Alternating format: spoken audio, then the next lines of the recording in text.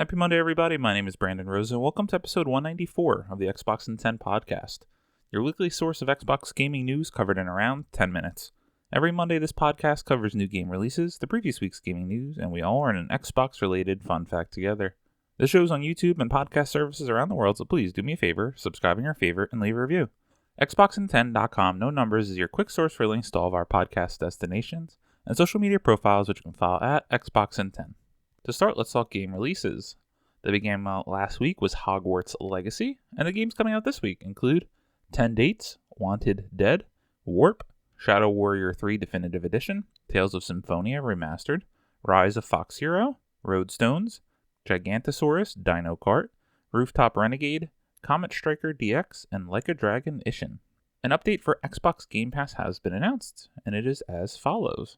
Available now, you can play Madden NFL 23 on console and PC through EA Play, as well as SD Gundam Battle Alliance on Cloud Console and PC.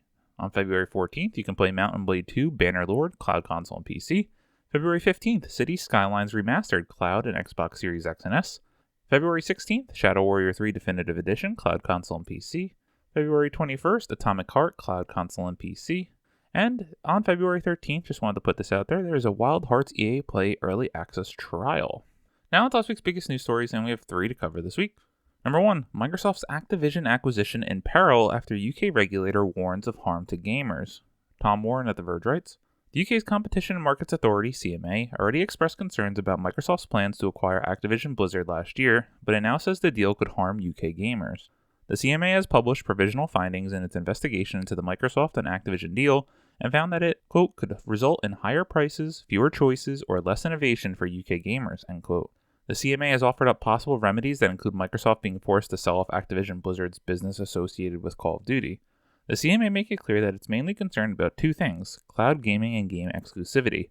Quote, the evidence available to the CMA currently indicates that Microsoft would find it commercially beneficial to make Activision's games exclusive to its own cloud gaming service, or only available on other services under material worse conditions, end quote, says the UK regulator. The CMA believes that if Microsoft acquires Activision Blizzard, that would reinforce its strong position in cloud gaming, which the regulator estimates is 60 to 70% of, quote, global cloud gaming services, end quote. Microsoft also could weaken competition in gaming through exclusive Activision games. The CMA warns, quote, the CMA provisionally found that weakening competition by restricting the access that other platforms have to Activision's games could substantially reduce the competition between Xbox and PlayStation in the UK, in turn harming UK gamers, end quote, says the regulator. The CMA has now suggested a set of possible remedies that Microsoft could take to get approval for the Activision Blizzard acquisition in the UK. They include a suggestion for a structural remedy that involves a partial divestiture of Activision Blizzard in the form of selling off the Call of Duty business. Other remedies include selling off the Activision segment or the Activision and Blizzard segments that would include the business associated with Call of Duty, World of Warcraft, and other games. None of these remedies are favorable for Microsoft, and the company was likely hoping for behavioral remedies like agreements to ensure Call of Duty and other Activision games are available on rival cloud gaming services, and limitations on exclusivity for games across consoles. The CMA says, quote, behavioral remedies are less likely to have an effective impact, end quote, and it's essentially ruling out that route in these provisional findings unless the regulator is, quote, confident that the remedy was capable of effective implementation, monitoring, and enforcement, end quote. Microsoft still believes behavioral remedies could address the CMA's concerns, though. Quote, we are committed to offering effective and easily enforceable solutions that address the CMA's concerns, end quote, says Rima Alaili, Microsoft's CVP and Deputy General Counsel, in a statement to The Verge. Quote, our commitment to grant long-term 100% equal access to Call of Duty to Sony, Nintendo, Steam, and others preserves the deal's benefits to gamers and developers and increases competition in the market, end quote. The CMA does leave the door open for a potential remedy in the form of access to Call of Duty. Microsoft offered Sony a 10-year deal on Call of Duty games, and the CMA says it will consider this and other contractual arrangements as a potential behavioral access remedy. While the CMA clearly favors structural remedies like selling off the Call of Duty business, there could be room for Microsoft to offer up more solutions that the CMA will consider in the coming weeks. The CMA's findings are only provisional for now, but it's a blow to Microsoft's plans to acquire Activision Blizzard. The software giant is facing regulatory scrutiny around the world, with the FTC suing to try and block the deal late last year. The European Commission also opened up an in-depth investigation into the Activision Blizzard deal in November, and has reportedly issued a formal warning to Microsoft over the acquisition. While the CMA is just a single regulator for the UK, it still heavily influences how US-based companies operate in the UK and Europe.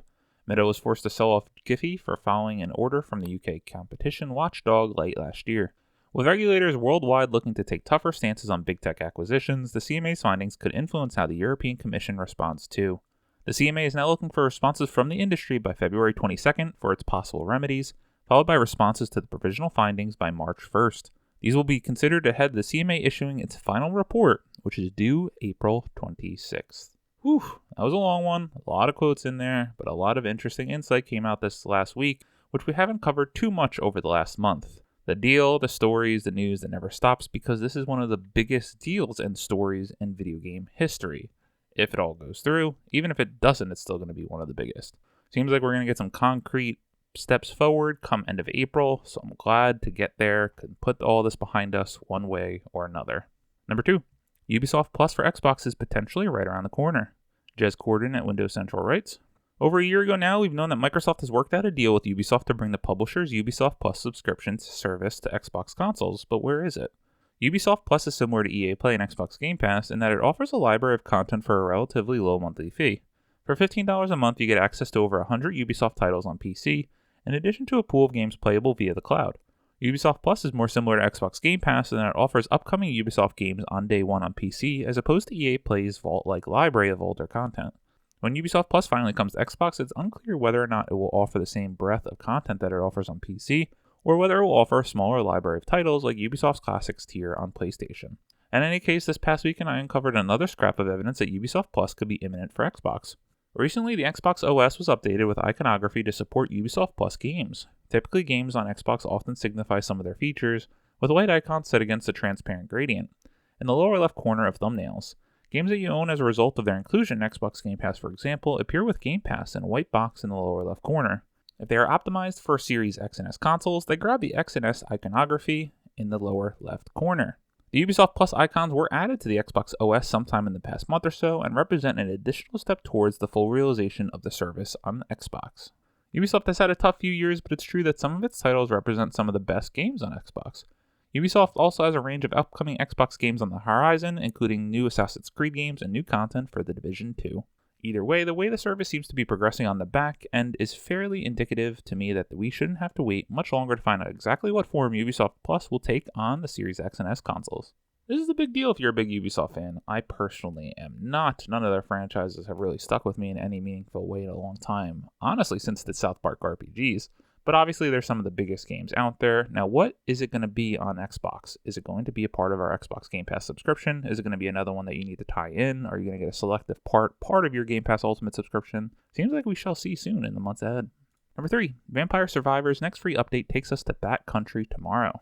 Luke Albagees at True Achievements writes, Vampire Survivors remains one of the best games on Game Pass, and fans can't stay away for long, especially when Pinnacle keeps adding more content and achievements to the game. The next such update, the Chaotic one, arrives tomorrow and we're promised more of both, so we're looking forward to diving back into the chaos. While Pinnacle's announcement didn't specifically mention achievements or even the content being free, this was confirmed later in the thread when the topic was brought up.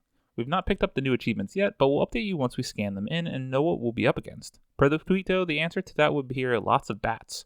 The gift teases a new challenge map called Bat Country, even doubling down on the fear and loathing reference in its description, perhaps even tripling down that the stage's gimmick turns out to be that we literally can't stop here. So we can't wait to see how many more of the wing suckers the game manages to cram on screen at once.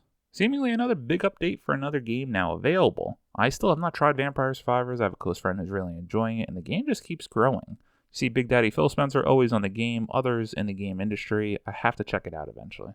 As always, we end our show with a fun fact about Xbox, so let's do a little fun fact on the Activision Blizzard history. Credit to Britannica.com.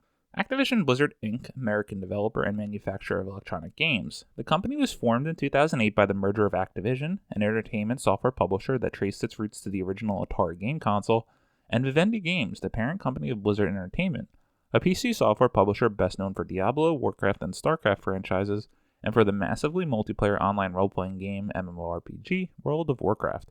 At the conclusion of the merger in which Activision was the senior partner, Vivendi purchased 52% of the stock in the newly formed Activision Blizzard. Both Activision and Blizzard maintained distinct corporate identities with independent development and publishing streams. In January 22nd, Microsoft announced its intention to acquire Activision Blizzard for $68.7 billion. The company's corporate headquarters are located in Santa Monica, California. What a megalith already, and if they do join up with Microsoft and Xbox, it is a dangerous force in the games industry. I can't wait to see where we net out at the end of 2023. Thank you all for listening to the Xbox in 10 podcast, your weekly source of Xbox gaming news covered in around 10 minutes. If you like the show, please subscribe on your favorite podcast service, share it with your friends, leave a review, and follow on all social media at Xbox in 10. This past week, I haven't had as much time to game as I would have liked, but I've been playing a good amount of Hogwarts Legacy. I just want to keep playing more. I recognize that this game, if you're not a Harry Potter fan, might not do anything special, but if you like Harry Potter at all, it is incredible. Just being immersed in that world, being a student, go to classes, getting potions, learning spells, exploring the open world, it's truly something special. So if you're a fan of the franchise, you absolutely have to check it out. My name is Brian Rosa. You can follow me on Xbox at Brosa93. Hope you all have a great week, stay safe, and keep on gaming.